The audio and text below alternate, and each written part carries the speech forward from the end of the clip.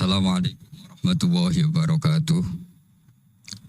Bismillahirrahmanirrahim. Rabbi shrah li sadri wa yassir li amri wahlul 'uqdatam min lisani yafqahu qawli. Allahumma shalli wa sallim wa barik ala sayyidina Maulana Muhammadin wa ala alihi washabihi ajmain. Amma ba'du. Yang sangat saya hormati Bapak Wakil Presiden Profesor Dr. Haji Ma'ruf Amin dan istri, semua pejabat negara yang saya hormati. Di sini ada Ibu Menaker Dr. Fauzia, Kapolda yang saya hormati, Korem, semua yang saya hormati, Ketua MUI Banten dan Ketua MUI Jawa Barat, semua yang saya hormati. Ini tak tanya dulu sama Pak Dokter, ini gimana pakai masker? Ini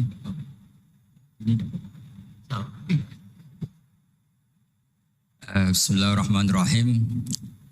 Saya syukur sekali diberi kesempatan sowan sama Kiai Ma'ruf, karena beliau juga mustasyar kami di PBNU, dulu mimpin sebagai Rois Am dan dekat sekali dengan guru saya Kiai Haji Maimun Zubair. Terakhir ke sana sama Kiai ya, Kiai Ma'ruf ya, sama-sama banyak Kiai di acara Mbah Mun. Saya akan matur tidak banyak, tapi saya pastikan semua itu berdasar naskah yang ditulis Syekh Nawawi. Saya cerita yang serius itu 3, yang rileks 3. Di dulu itu lama itu ya rileks. Di antara tulisan Syekh Nawawi, saya ini termasuk pengagum Kiai Nawawi karena Kiai Maimun, putra Kiai Zubair itu saking senangnya Kiai Nawawi itu naskahnya itu banyak tentang Syekh Nawawi. Dan saya termasuk zuriyah kudus, saya masih keluarga dengan Raden Asnawi, masih keluarga karena sama-sama zuriyah dari Mbak Asnawi Sepuh. Itu yang akhirnya menikah Nyai Hamdana, yang dulu pernah dinikah Syekh Nawawi. Terus Nyai Hamdana itu dulu dengan Syekh Nawawi punya putri namanya Zuhroh. Setelah dengan Raden Asnawi punya anak dinamai Zuhri. Punya zuriyah, ada yang namanya Kiai Minan, Kiai Niam, terus punya anak-anak, di antaranya Kiai Hafid yang jadi menantu keluarga Sarang. Saya kalau boleh cerita, saya ini khatam Tafsir Munir itu 3 kali. Dulu ngaji di Sarang 2 kali, terus belajar sendiri, terus mentakriri. Takriri itu beri catatan-catatan yang untuk meneguhkan satu rilis ya, atau satu tag atau satu ibarat yang diinginkan Syekh Nawawi. Saya beri beberapa contoh dan ini dipraktekkan di Indonesia. Orang Indonesia itu mesti hafal Fatihah dan semuanya merasa pintar. Itu ya barokahnya Syekh Nawawi, karena kata Syekh Nawawi itu semua Quran dikumpulkan di Fatihah.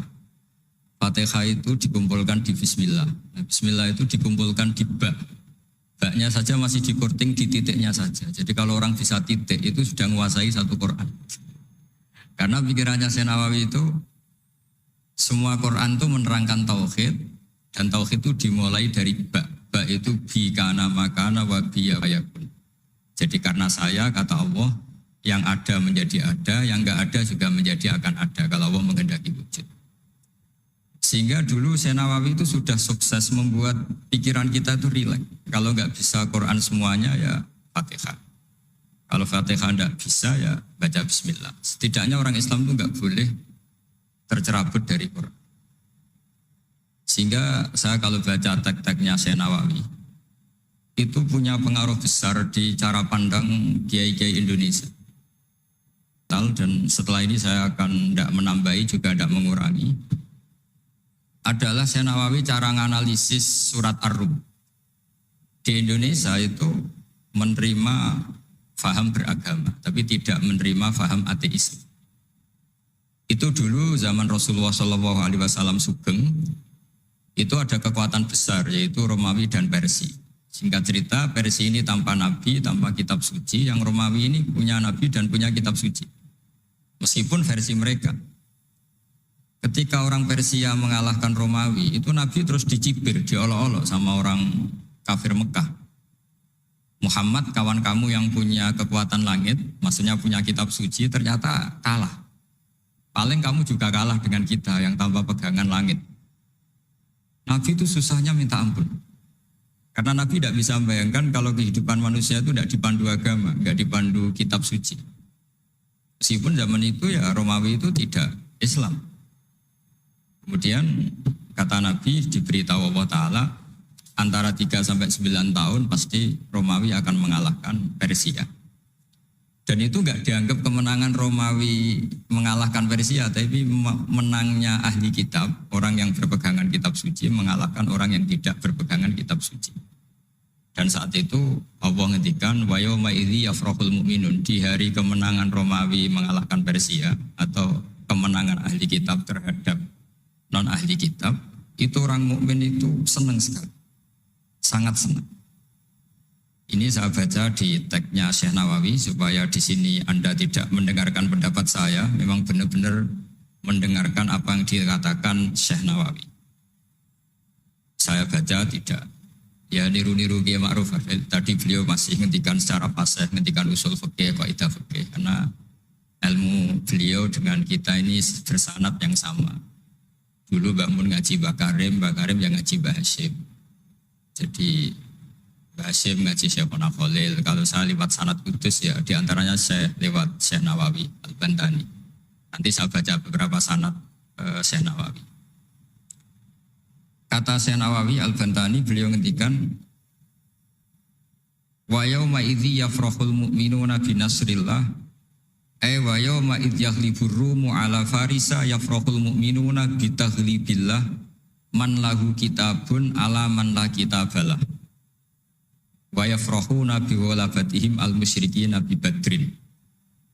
Jadi bangsa Indonesia itu terbiasa berkawan sama orang yang beragama, tapi tidak biasa berkawan dengan orang-orang yang tidak beragama. Itu karena Imam Nawawi mengatakan, Syekh Nawawi, wa naktubu maqaddamu atharohum, pikiran besar Syekh Nawawi adalah ketika orang Romawi mengalahkan Persia, itu cara berpikir Imam Nawawi itu mengalahkannya orang yang berkitab, mengalahkan yang tidak berkitab. Jadi ini bukan pendapat saya, juga bukan pendapat siapapun, tapi murni saya baca teks yang dari Syekh Nawawi. Sehingga kita secara psikologi, kita ini kan misalnya saya aja lah contohnya. Misalnya saya miskin, ada petinju, orang miskin kulit hitam bersama orang kaya. Kalau yang menang yang miskin tuh ikut seneng, padahal ya tidak ikut menang. Karena kayak terwakili gitu. Dulu kata Syekh Nawawi itu juga pikirannya begitu. Ini saya baca ini kata Syekh Nawawi. Misalnya seperti itu zaman itu. Wa sababu nuzuli hadil ayat annahu kana baina Faris war Rum qitalun.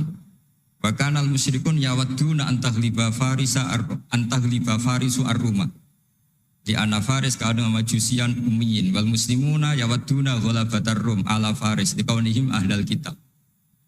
Jadi dulu itu kata Syekh Nawawi, pikirannya orang Islam, boyo yang menang itu ahli kitab karena sama-sama punya agama, punya peradaban. Jangan sampai yang menang itu yang tidak punya kitab, tidak punya peradaban. Jadi itu saya yakin yang mengilhami para guru-guru kita, para kiai-kiai kita bikin Pancasila, diantaranya yang membentuk Pak Karno, karena Pak Karno yang dulu ngaji sama Hussein Praminoto, ngaji sama orang-orang pinter. Kita ini berketuhanan. Jadi itu ciri khas Syekh Nawawi di antaranya. Kemudian beliau menganalisis kemenangan. Kemenangan itu ketika orang Islam sudah kuat. Ini halaman 424. Ini nanti kita bisa tinggal di sini sebagai hadiah sama Gus Syauqi sama keluarga besar Pondok Tanara.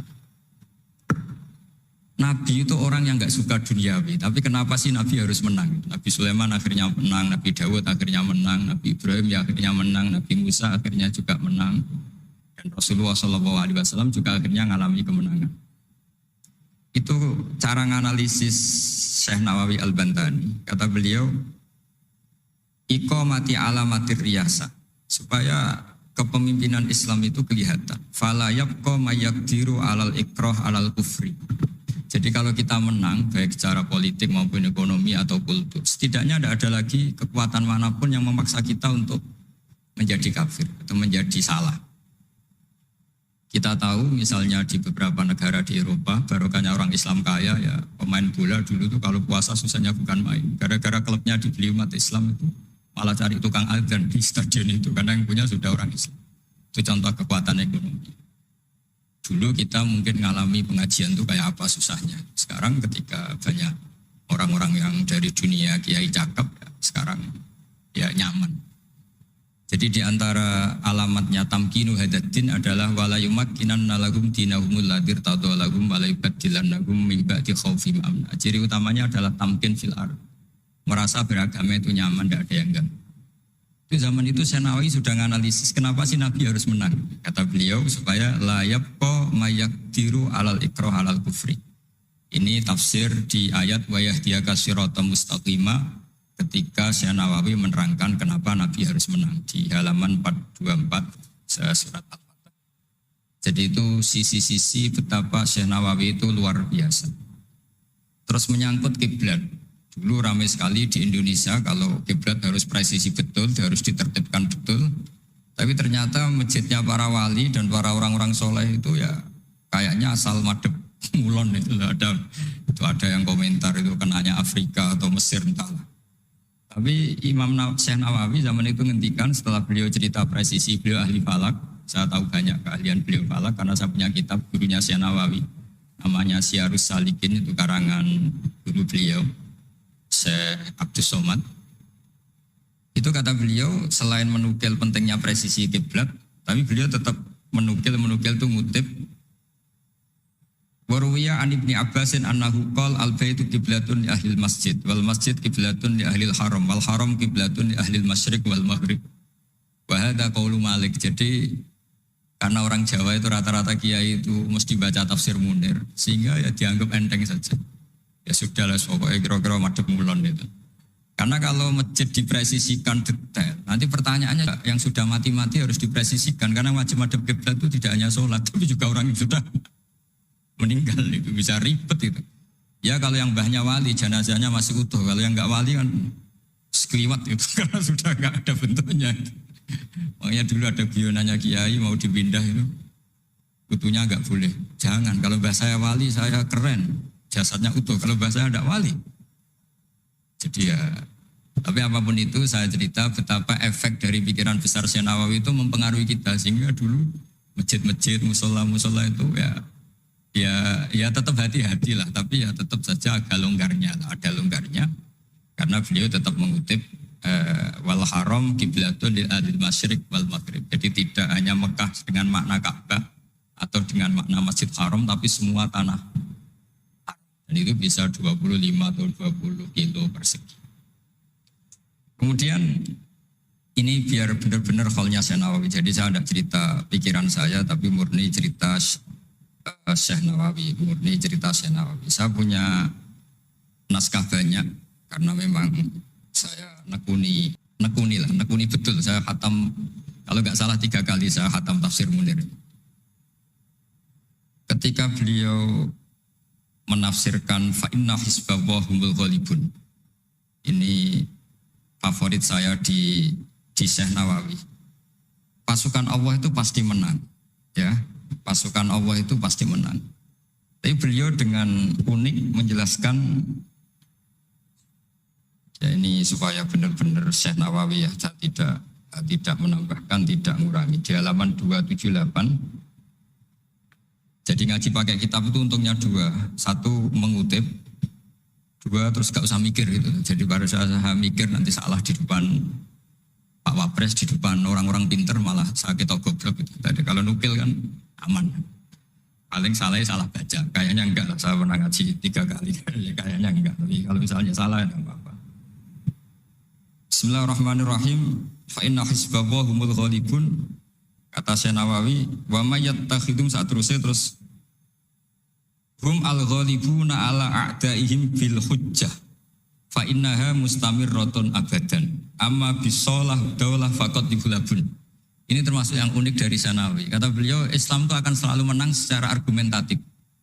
Bu ada sekolah perbandingan agama, bu ada kajian agama. Asal yang dikaji Islam ya, bukan orangnya. Kalau orangnya ya macam-macam. Itu pasti argumentasinya itu meyakinkan karena hujjah bahwa Allah itu satu, bahwa kita harus berakhlak, kita harus meninggalkan narkoba, harus meninggalkan perzinahan. Itu argumentasinya mantap secara uluhiyah mantap, secara sosial juga mantap. Tapi kalau secara kekuatan politik mungkin akan selalu ada, meskipun inginnya kita tidak ada, orang-orang Islam yang minoritas di negaranya. Atau dengan tanda kutip tertindas di negaranya. Zaman itu Senawi sudah ngendikan, yang pasti menang itu bil hujjah, fa innaha mustamirratun abadan. Ini di halaman 278. Amma bisawlah wa daulah faqad ihlabun. Kalau kekuatan struktural negara atau politik atau ekonomi, ya namanya hukum sosial ya kadang kalah. Dan itu dibuktikan secara lahir. Dulu Rasulullah itu pernah kalah di perang Uhud secara lahir. Ya karena itu fisik. Tapi kalau argumentasi logika Islam itu tetap kul falillahil hujjatul baligh. Logika Islam adalah logika yang kelima. Saya kalau didatangi beberapa dosen dari Jogja, saya sering cerita logika Islam yang paling kelima itu diantaranya saya sering memberi contoh. Ini misalnya saya megang kertas, ini besi. Pasti orang itu bilang besi sama kertas itu kuat besi. Tapi Anda salah. Secara materi memang besi lebih kuat ketimbang kertas. Tapi masalahnya yang mengendalikan saya ingin menghancurkan besi sementara ingin menyimpan kertas. Artinya Islam itu mengajarkan kita itu kabeh biadillah. Apa artinya besi kalau di bawah rencana dihancurkan? Apa lemahnya kertas ketika rencananya diabadikan? Nah, ini pentingnya Islam. Artinya apa? Ketika Islam bilang al-amru biadillah, itu tidak bisa ditawar. Meskipun apapun kekuatannya tetap menang Allah. Seperti tadi, saya megang besi sama megang kertas. Orang tak tanya pasti bilang kuat besi. Tapi kata saya, Anda keliru. Karena saya punya rencana menghancurkan besi, mengabadikan kertas. Artinya Islam itu mengajari tadi seperti yang dikatakan Kiai Ma'ruf la haula wala quwata illa billah. Apapun ilmu kita harus digarisbawahi secara materi kuat besi, secara materi kertas lebih rentan. Tapi harus ditambahin, tapi hakikatnya terserah yang mengendalikan. Jadi di sini Islam mensifati Allah biyadihi malakutu kulli syai'. Ya terserah Allah. Jadi teori la haula wala quwata illa billah itu tidak perlu diperbandingkan atau diperbenturkan dengan teori usaha. Kalau ada penyakit ya kita usaha. Ada di kitab Ihya, di kitab Dawa itu diterangkan Nabi Musa itu pernah sakit karena beliau merasa dekat sama Allah itu gak berobat, tambah sakit, tambah dikasih nasihat. Para dokter tetap gak mau berobat. Akhirnya Allah sendiri yang ngasih tahu, udah kamu berobat saja. Bukankah terserah jenengan Gusti? Terus kata Allah, apa kamu mau bilang saya bikin sesuatu itu udah ada gunanya? Masa Allah bikin jahe ditanya, apa betul Gusti ini menghadirkan badan? Saya tidak tahu. Saya bikin juga enggak jelas. Kan enggak mungkin seperti itu. Tetap kata Allah, fa'ena adu hikmati. Lalu hikmah saya bikin sesuatu dengan fungsi tertentu, lalu gunanya apa? Kalau semuanya tidak ada gunanya. Semenjak itu Nabi Musa percaya atau mau ikhtiar dengan obat.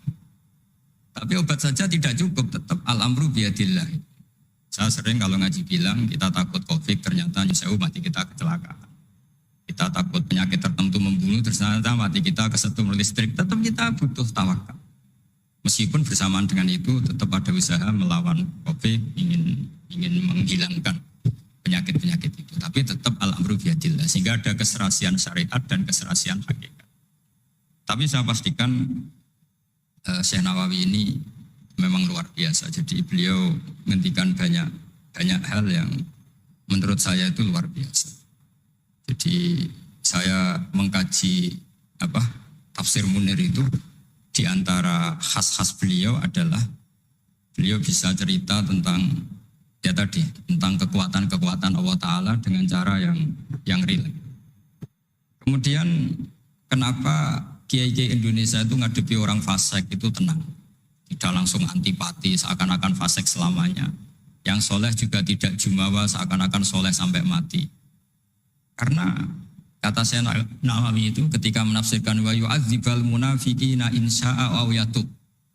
Namanya hukum sosial sudah saja yang sekarang fasik suatu saat soleh, yang sedang soleh suatu saat fasik.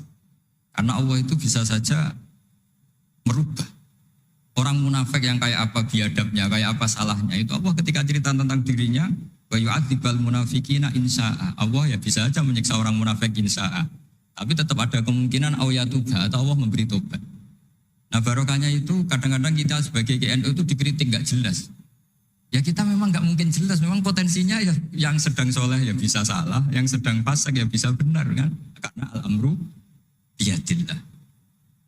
Itu ciri khas Nawawi. Jadi beliau dan itu membentuk kita semua di halaman 251 juz 2 beliau ngendikan haitsu razaqahum al-iman, sehingga ya mereka bisa saja suatu saat dikasih iman.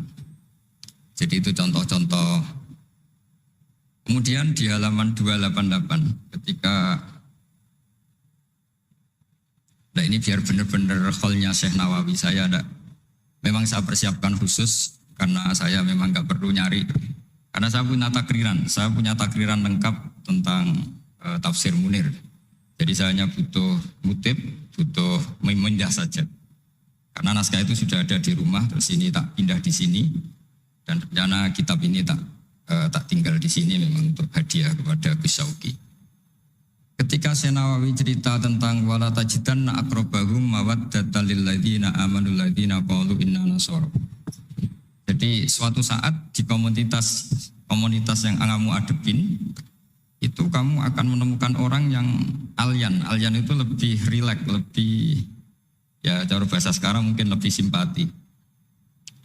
Jadi orang Indonesia itu lebih simpati pada agama tertentu daripada yang lain. Misalnya kata Syekh Nawawi ngendikan waqad qala ba'duhum madzhabul yahud annahu yajibu alim isalu syarri ila man khalafahum fiddin. Terus ketika beliau cerita yang satunya wa aman nasara falaysa madzhabum dzalik balil idza haramun fi dinihim fa hadza wajhu tafawut.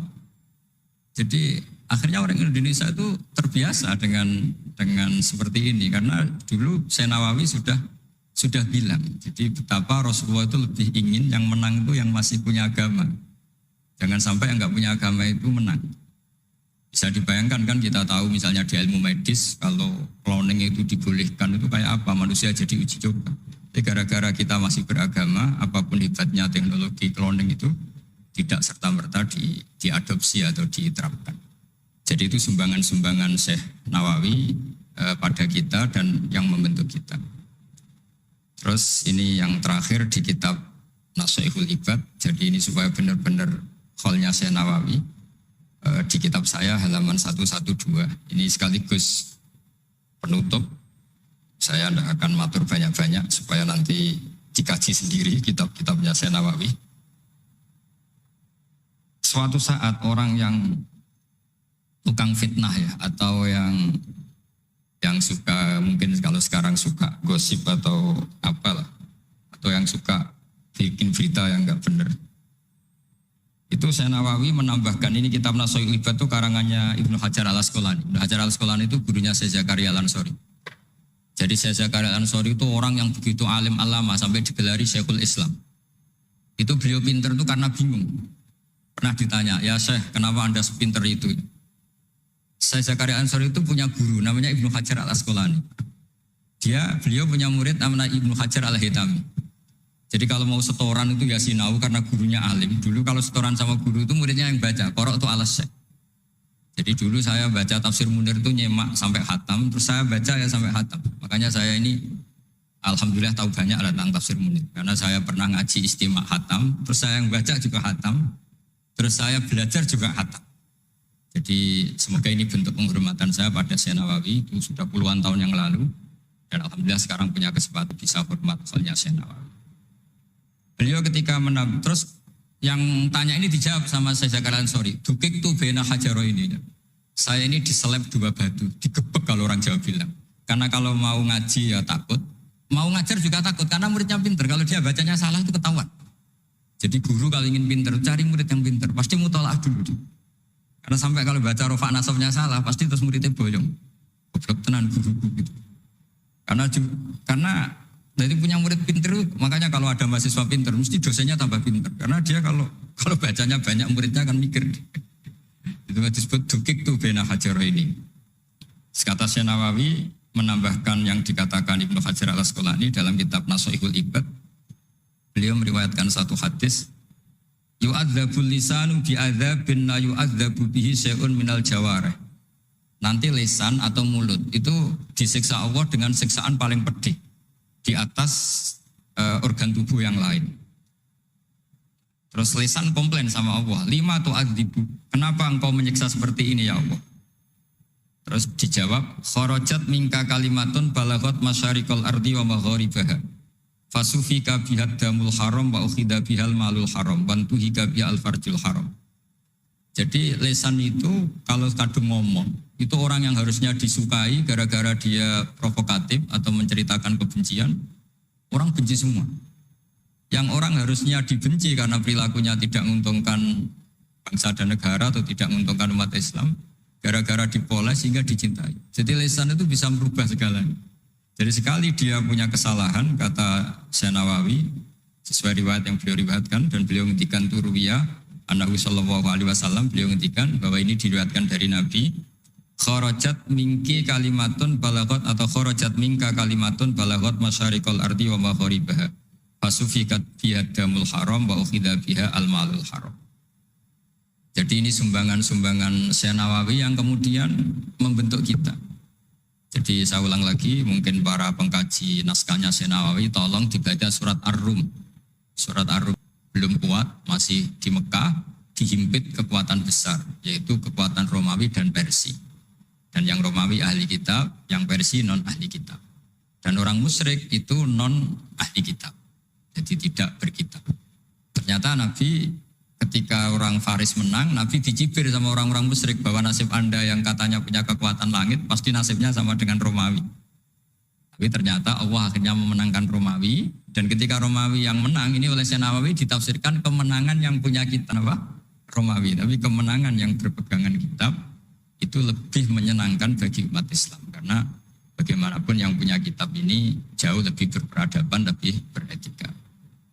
Saya kira demikian karena mungkin waktu ya, dan tadi seperti yang dikatakan Kiai Haji Ma'ruf, mohon maaf sebanyak-banyaknya karena nggak bisa hormat Syekh Nawawi secara besar-besaran sesuai hak beliau sebagai orang yang sangat-sangat terhormat karena ngangkat nama besar Indonesia di kancah internasional. Terakhir saya tutup kata Mbah Maimun itu, ketika Andalusia kalah, padahal dulu melahirkan pengarang-pengarang kitab besar kayak Imam Qurtubi, Ibnu Malik, itu kata Mbah Mun, dijai ganti Indonesia katanya. Kata Allah itu nggak ridho kalau orang Islam di belahan sana kalah kecuali ada penggantinya. Katanya penggantinya itu Indonesia, kata beliau. Buktinya kita tidak berbahasa ibu Arab, tapi banyak melahirkan pengarang-pengarang kitab dengan al-fasohah fi nihayatil ulya. Karangannya Syekh Nawawi, Syekh Mahfud At-Turmusi itu punya tingkat fasohah yang setingkat bahasa aslinya. Makanya ada Syekh Khotib Minangkabau itu namanya Muhammad. Dia orang Indonesia, orang Minangkabau. Tapi ketika dipek mantu orang Arab dicibir. Kamu kok punya menantu orang Ajam? Orang Ajam itu dianggap nggak bisa ngomong. Beliau secara spontan nggak dikasih tahu, disuruh khutbah. Ternyata beliau takallama bilisanin fasih wa bikalamin fasih wa bikalamin baligh. Akhirnya orang-orang Mekah itu kagum semua. Makanya terus dapat gelar Muhammad Khotib. Jadi dia Khotib itu gelar karena ini ajamiyun min ahli Jawa atau min ahli Indonesia yang bisa menghentikan bahasa Arab secara apa? Fasih. Jadi semenjak itu terus ada gerbong besar setelah Syekh Nawawi itu banyak lah, ada Mbah Soleh Darat, ada Syekh Ona Khalil, terus Top Kosania ada Syekh Mahfud, macam-macam, terus Top Kosalisa ada Mbah Hashim, ada Mbah Wahab, ada Raden Asnawi dan seterusnya dan seterusnya. Semoga kula jenengan termasuk orang-orang yang mencintai beliau, karena sanad saya tadi saya matur sama Kiai Haji Ma'ruf. Memang sanad Qadiri itu dulu dari sini, dari kakeknya Mbah Ma'ruf, dari Mbah Karim. Saya juga tahu itu karena sering dikasih tahu para mursyid thariqah. Dan itu tadi kita sempat baca di Bahjatul Wasail, memang beliau itu Al-Qadiri, jadi apa? Asy-Syafi'i madzhaban wal Qadiri apa? Thariqatan. Oke, mohon maaf. Assalamualaikum warahmatullahi wabarakatuh.